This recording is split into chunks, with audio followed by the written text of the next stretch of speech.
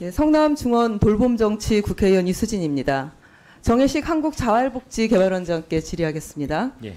원장님 2022년 11월에 임명되셨죠? 예, 맞습니다. 그전에는 보건사회연구원 연구위원으로 일하셨고요. 예, 맞습니다. 한국자활복지개발원 250개 지역자활센터 그리고 16개 광역자활센터 등 자활센터들과 정부를 잇는 중요한 역할을 하고 있죠. 예, 맞습니다. 네, 자활사업이 시민사회의 빈민운동 또 생산 공동체 운동으로부터 발전되어 온 만큼 현장 센터들은 아무래도 운동으로서의 자활사업을 중시하고 정부는 또 근로능력이 있는 수급자에 대한 급여제도로서의 사업을 추진하다 보니까 의견이 서로 다른 경우도 꽤 있는 것 같습니다. 예, 맞습니다.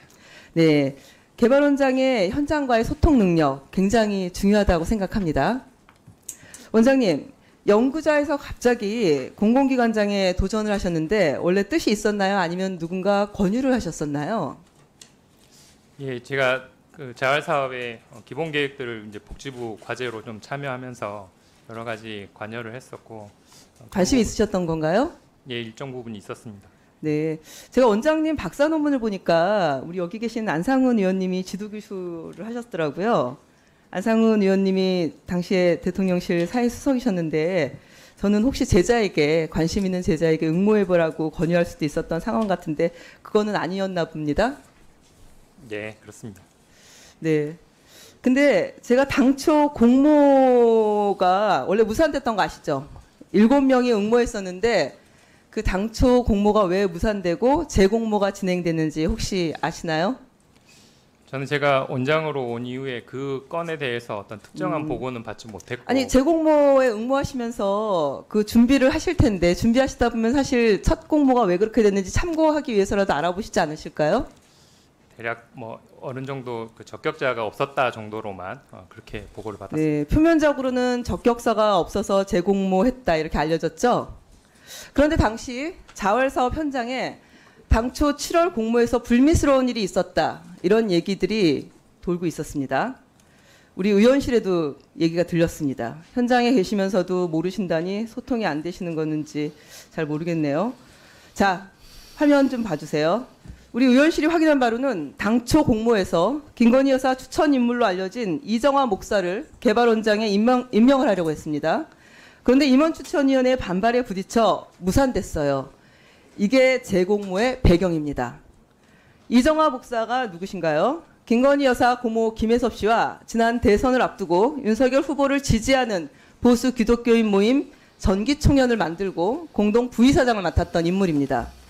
이정화 목사는 윤석열 대선 캠프에서는 중앙선대위 본부장을 맡았었고요.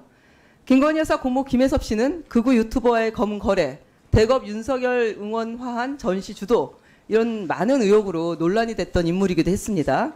당시 이정화 목사를 원장에 임명시키기 위해 보건복지부 담당 국장이 임원추천위원회에 이정화 목사를 최종 면접자에 들도록 요구했지만 일부 의원이 강력하게 반대했습니다.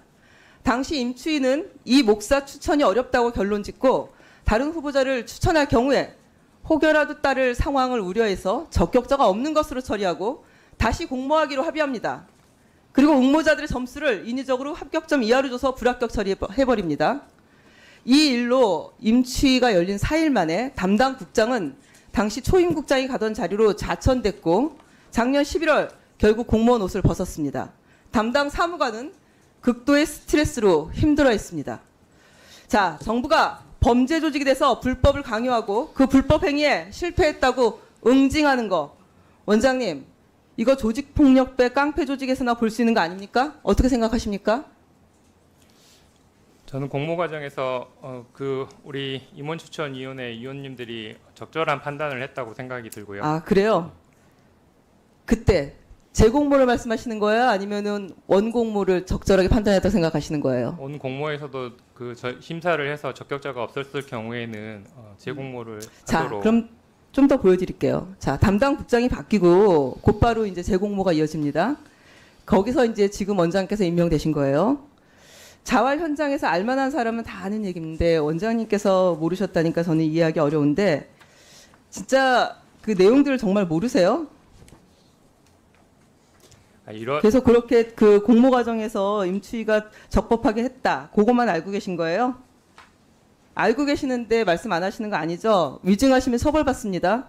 예, 저는 제가 재공모 과정에서 지원을 했고 1차 공모 과정에서 저런 문제가 있었던 거는 저는 적절한 조치가 이루어졌기 때문에 자, 이 부분에 그러면은 대해서, 이번 예, 국정감사를 준비하면서 개발원은 원장 공모 과정에 대한 자료 제출에 대해서 매우 소극적이셨어요.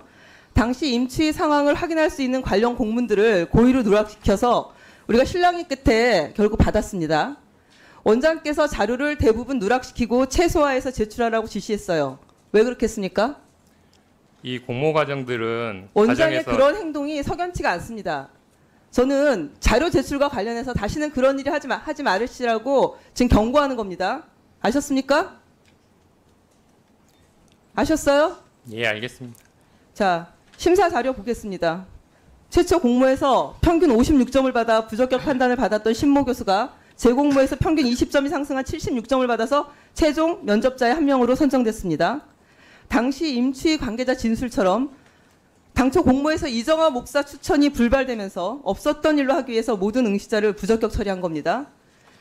당시 심사 결과를 보시면요. 보시는 것처럼 신모 교수보다 더 높은 점수를 받았던 응시자 김모 씨도 있었습니다.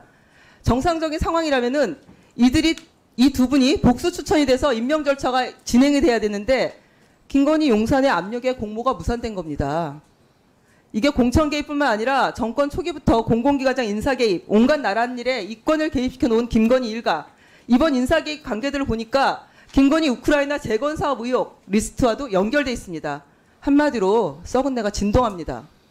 지난달 국감을 앞둔 인사에서 당시 재공모 인사를 담당했던 정모 국장 서울시로 발령나죠. 그리고 이상원 국장 기재부에서 오신 분 복지정책관 발령났습니다.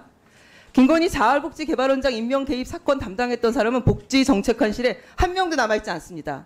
오늘 국감에서 증언할 사람이 모두 없어졌어요. 위원장님, 저는 이번 한국자활복지개발원장 임명 대입건에 대해서 여러 피해자가 있었던 만큼 특별 감사가 필요하다고 생각합니다. 그런데 보건복지부는 당시 1차관이 현 조기용 장관이었기 때문에 자체 감사와 자정이 어렵다고 생각합니다.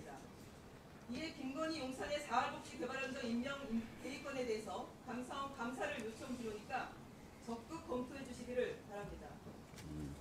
네, 알겠습니다. 그 부분은 뭐 국정감사 종감 이후에 계속 논의를 좀 해보도록 하겠습니다.